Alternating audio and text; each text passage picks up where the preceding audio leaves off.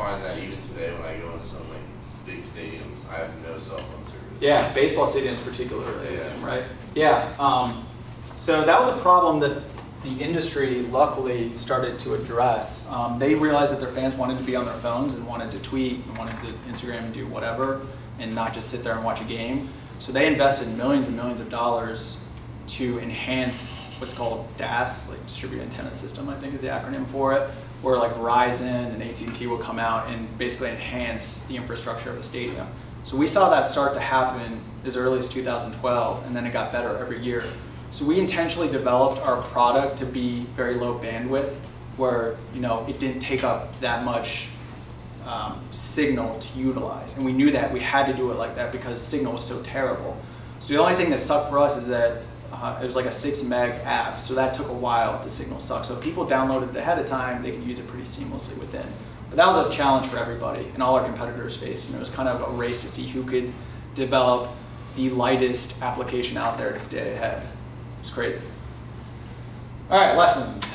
So the first one and the most important one is grind. And I have a quote here from Colin Pound. I won't read it. You guys can read it. But in my opinion, like the biggest factor of success isn't how smart you are or what you know, or anything. It's just your ability to stick with it and grind. And that sums up a startup in such a good way because you have to fight for everything. Like, not only do your customers don't care and nobody cares about you, but you have competitors that are doing anything they can to kill you. And you have friends that just hate on you because they might be jealous of you or think you're an idiot for not working in a very lucrative job. And it just seems like everywhere you go, people are ragging on you. So the only way to kind of counteract that is grind. Like I don't really know of a better way to say that. You just have to keep persevering and keep fighting for what you believe in. And hopefully it works out. So I have a video from Steve Ballmer. Do you guys know who that is?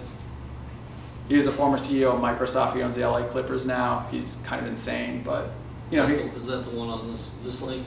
No, the one above that. That's another Ballmer one that I think is important to share as well. So this is like 5 minutes. I'll let you listen to it if you get sound.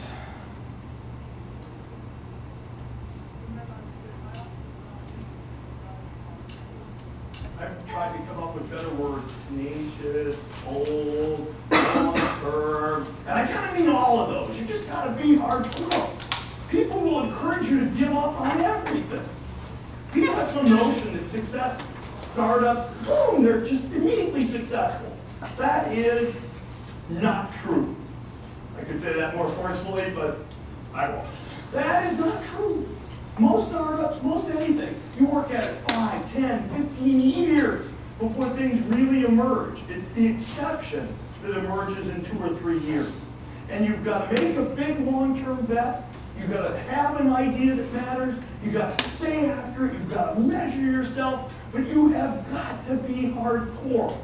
Optimistic for sure. Realistic for sure. Measuring yourself. Tuning your idea. But you just have to stay. Build the new capabilities that you need. But stay hardcore and committed for the future. I think back on 34 years of working for companies of all sizes. And without using the PowerPoints I had done, that's what I remember that I wanted to share with you. I will say that when you're all done with something, it's sort of an amazing thing. 34 years, other than my family, I put my heart, soul, I have basically hardly any hobbies, a little bit of golf, but hardly any hobbies, not much that I do except work and be with my family. I'll have to figure out what the new form of work is for me. But then you reflect and you say, okay, well, what do you really get excited about? And I think back and say, God, it was kind of cool. We birthed an industry. I was one of many people who was part of it, but I feel good about that. You feel good about your successes. You feel your mistakes. Believe me, I feel mistakes. I know what mistakes we've made along the way, and I feel badly about them. You can't change them, but I remember them. You remember people. People that I stay friends with and stay in touch with, and people I will never see again in my life.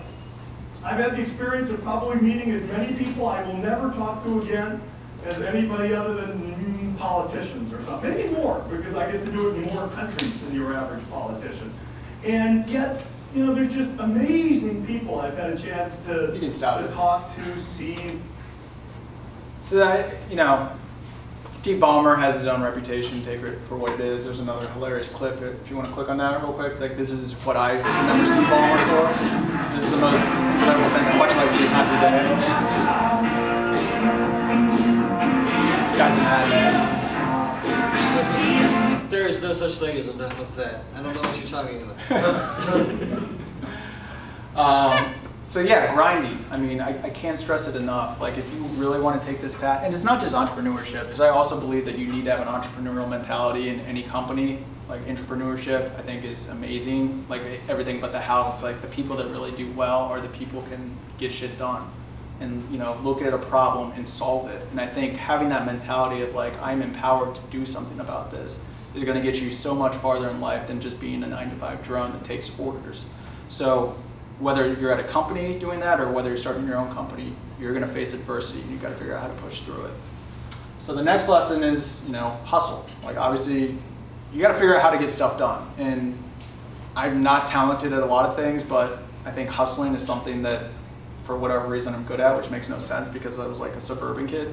But you know, we figured out how to get around StubHub. We figured out how to find people to build our product. We figured out how to deal with Wi-Fi signals. We figured out how to deal with our competitors stealing our companies. We figured out how to get around the company that acquired us trying to sue us. We figured out how to get paid. Like, you got to roll up your sleeves and figure out ways. There's solutions to every problem out there, and I really believe that. So hustling, like, it's paramount, right up there with grinding. So this is a video from Gary Vaynerchuk. Do you guys know who that is? I'm not a big fan of him, but he's like a New York entrepreneur. Like, he's kind of over the top, but this video actually has some key takeaways. So I don't fully endorse this, but I think it's, well, you know, it's worth your time to listen to. I just don't think people believe me. I think 99.9%. Your country is not the variable of your hustle life. Right now, the environment and like entrepreneurship is glorified in the US. The UK wants to be more reserved, different, you know, but your hustle, your work ethic, your drive is not predicated on your zip code.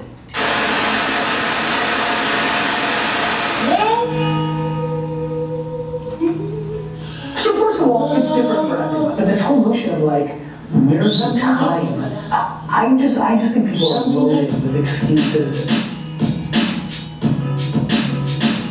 I think that the Vayner Nation thinks they're hustling, and straight to your face, I think 99.9% of you are not. Everybody has time.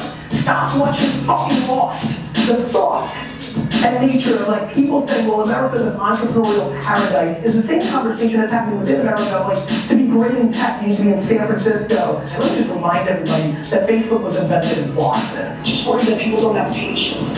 There's so many people giving up. I think the fear of losing trumps the excitement of victory for so many people. So to me, hustle would be putting all your effort into achieving the goal at hand. And for me, that means making every minute count. Look, you need a break? Good. Get your break. But the bottom line is, every minute that you can apply to your game, you need to. I worry that people don't tap into their strengths. I think that people like to claim that they work hard and smart, but they're not putting in the work, and they work 9 to 6. It's just not enough.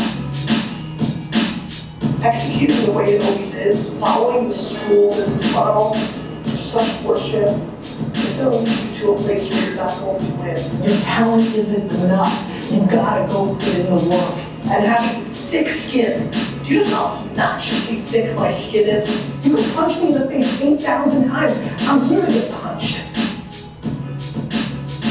Whether you're 100 or 0, you want to zen and live in a mountain with no technology, or you want to buy the jets and hustle your face off, or anything in between, you need to find your cadence. There is no reason to do shit you hate. None. Promise me you won't. Whatever you need to do it. Look yourself in the mirror and ask yourself, what do I want to do every day for the rest of my life? Do that. And then hustle your face off 15 hours a day, get people to care. You know what I hustle about? I hustle about meeting every single person on earth. Do you know why? Because I care about people more than I care about myself. You're spending an hour or two on things every day that aren't achieving this extra brand or extra monies that you're chasing. And that's what you need to do. You need to work so hard. Your talent isn't enough. You've got to go put in the work. And the fact of the matter is, we're in a time and in a generation that's not willing to do that. Do I have angst? Sure. I'm calling out myself every day. The last 6 or 7 years. Telling them they're gonna buy the jets. They're gonna roll Billy's teeth. I mean, if you want this, if you want bling bling, if you want to buy the jets, if you want to do shit, work. That's how you get it. Hustle is putting it all on the line. Period. Simple. You don't like the way it sounds?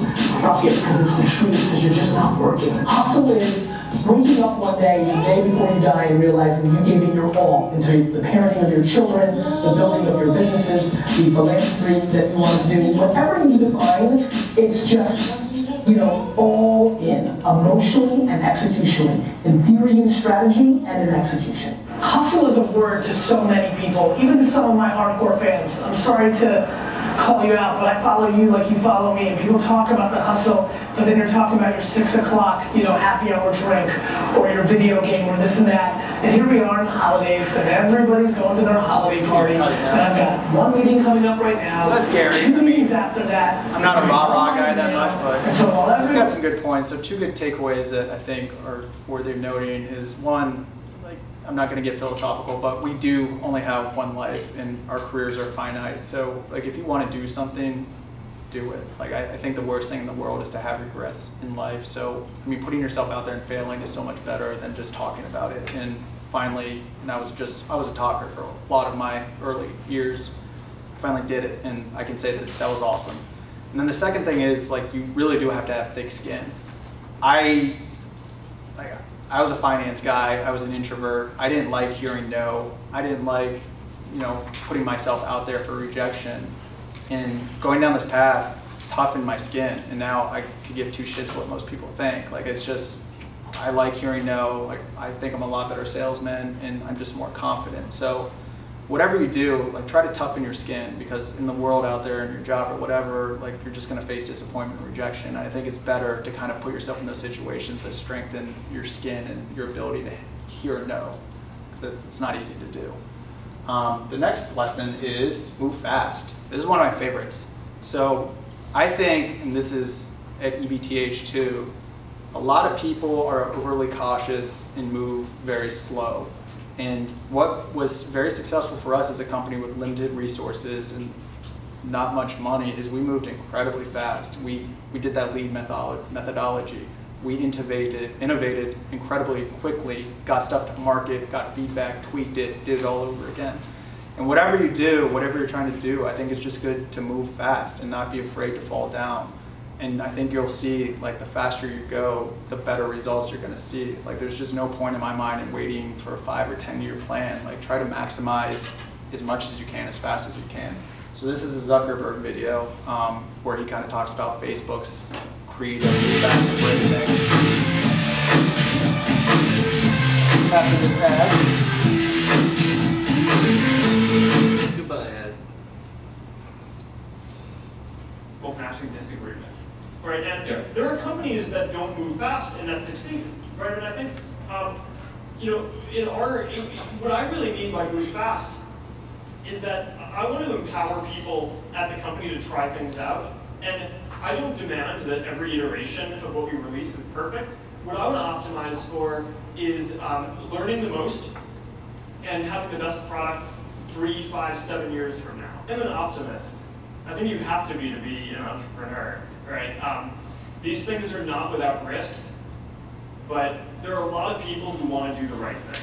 So that's who we are. We are on this earth to connect everyone and help people share more of what they want. And we will do this. So that was a quick one, but again, like in technology, particularly since this is a digital entrepreneurship class, the stuff changes so rapidly that if you're complacent and you're happy with your product and you think that your product's going to stand the test of the time. He's an American computer programmer and internet entrepreneur. He's best known as one of the co-founders of the social networking website. So, Sorry about that. no worries. So moving fast, I mean, always keep that in mind. And again, these lessons hopefully apply to all business. So even if you don't want to be an entrepreneur, I think it's going to help you in the workplace to kind of take charge, move fast, and try to fix things. So the next one is find really smart people. I'm definitely not the smartest person out there. I recognize that, but I think I have an ability to find people that are very good at specific areas. So a lot of our success was being able to find people that could help me in sales, people that could help me in our product, people that could help me in marketing, people could help me in finance, people could help me in customer service, and convince them to work for little to no money, which I don't know how we did or why they did it, but it worked. Yeah, I was actually going to ask on that note, did you guys have any turnover between the people that said they were going to help everybody, just stuck on? Well, we had college interns, so our strategy with the University of Maryland is nobody knew about us, and we didn't have enough money to pay for stuff. So I brought on college interns. I didn't pay them any money for a study program to help this new company get the word out for this cool product at the University of Maryland games. And what we gave them in return are free tickets and pretty sweet seats because Maryland gave those to them. But they were kind of our boots on the ground, spreading the word, doing social media, passing out flyers, and doing all that stuff. So just given the quantity of folks that we utilized, they turned over. But I mean, one of them is now my financial advisor, so I paid it back in kinds to kind of help him out. And I keep tabs with all of them. I mean, they helped us get to where we are. We had 5 people, none of them turned over. 3 of them were founders though, so you won't expect much. And then Mike, who obviously wasn't going anywhere because I would have killed him. And then Oliver, who helped us on sales. I'm not really joking like that. He could not have left us. So we were able to find smart people. And then if you guys are familiar with the show Silicon Valley, this is a funny clip from that. So I'm trying to lighten it up a little bit. Yeah, it says here on your resume that from 2010 to 2011, you crushed it. But that's actually an old resume. It should also read that I crushed it from 2013 to present. So are we to understand that you did not crush it in 2012? There was a mental situation preventing me from crushing it to my usual standards, so I had to take some time off until I was able to crush it at 100%, at which point I resumed crushing it full time. Well, that's it. Look who's a big shot. Yeah. That show's great, by the way. How are you It guys? talks about Everything good? it's a lot very relatable, so it's on HBO. I highly recommend it. But again, those are the kind of people that you have to convince to work for your team, and some of them aren't going to be the best human beings and be like that guy. But you know, you have to evaluate whether or not the talent overcomes the personality fit. For us, it was more about the personality fit, just given that we were so slim. Like if we had one bad egg, the whole thing would have fallen apart. So I pretty much put fit over talent. But again, they're all important. The next one is you can't learn it in a book. I know we're all in school. I obviously went to grad school. I read every day, so you can learn a lot in the book, but like to really experience some of the lessons of being an entrepreneur, like you just have to do it. Like I'm trying to explain it to you, but a lot of the stuff like you won't be able to relate to unless you're actually out there. So I think it's important to continue to push yourself and put yourself in situations that are uncomfortable because that's how you learn. Like you can't read about being an entrepreneur in a book. You can probably read about how to code a little bit in a book, but you still have to do it. You have to build stuff. You have to break stuff, and that's the way to do it. So you guys are probably too young to appreciate The Office, but it's still applicable today. So we'll see what you else. All right, I don't know. I'm older than you. And now, without further ado, I present the Regional Manager of Dunder Mifflin Scranton, Michael Scott.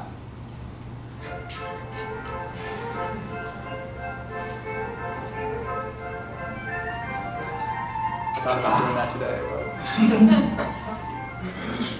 Hello everyone, I am Michael Scott.